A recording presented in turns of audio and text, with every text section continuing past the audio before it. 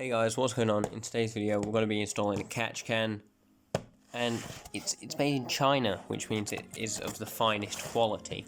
This cost me around like 16 quid, I don't know what that is in dollars, probably around $20, but yeah, comes with this like fish tank hose that's pretty crap, a little filter which was in that box, this little filter's for ventilation, and then I've put all the fittings that go on this in there. So I'll throw it together. In fact, I'll show you the catch can first. It's quite weighty actually, it is quite nice. Don't like the fact that it says oil catch can on the top. I'd prefer just like a nice satin black finish, but yeah, it's not too bad. So I'll throw it together and show you guys what it's like when it's together. This is the catch can all together. Spare fittings, hose clamps and stuff, we're not going to need those. It comes with different size fittings. I've gone with the smallest ones. I've also put the filter on top. I'm not sure if I'm going to be using that because I'm going to be venting the output to atmosphere instead of back into the intake, just to save any sort of oil going through the intake system pretty much. But I'll open it up, show you inside. I am going to modify it slightly. I'm going to put some baffles in it, just to be fair, I think it's just like stainless mesh wool shit, and instead of the fish tank hose that it comes with, I'm going to be changing it for yellow silicone. So yeah, I'll open it up, plonk that in, and we'll install it.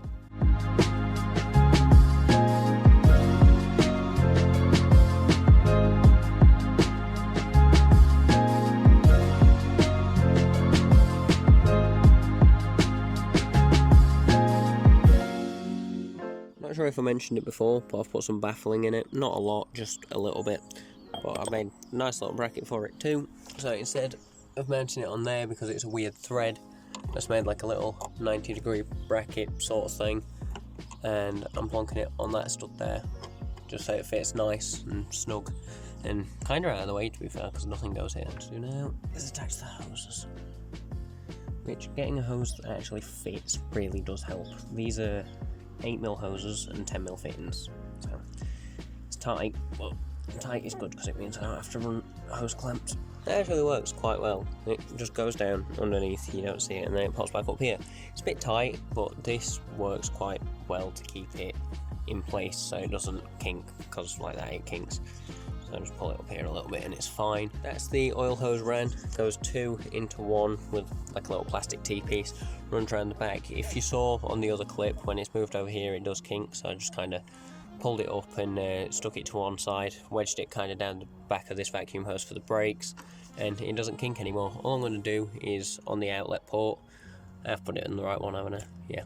On the outlet port, I'm just going to run a bit of hose down there, down to the back. I'm not going to run the filter either, because I really don't see any point when I'm venting to atmosphere, because that's pretty much all that does anyway. I've stuck the coil packs on just to make it look a bit more complete. Looks like it could actually run now. It doesn't. I've done a AN fuel conversion, because obviously being turbo and higher power, it needs the metal fuel rail, or a metal fuel rail, so I got one off an MG6, welded some AN fittings on, but on this side, I'm not sure if you'll be able to tell, there's a pinhole leak. It squirted fuel in my eye when I tried to run it last, so I need to take the top of the inlet manifold off, take the fuel rail off, and get it re-welded. But yeah, it looks quite good with the silver rock colour. Let me know what you think, because I might actually keep it. But yeah, I've stuck the outlet hose on. I will be changing this to either yellow or black, I'm not 100% sure yet. But if you guys have enjoyed this video, like, comment, subscribe down below as you always do. I'll see you guys in the next bloody video.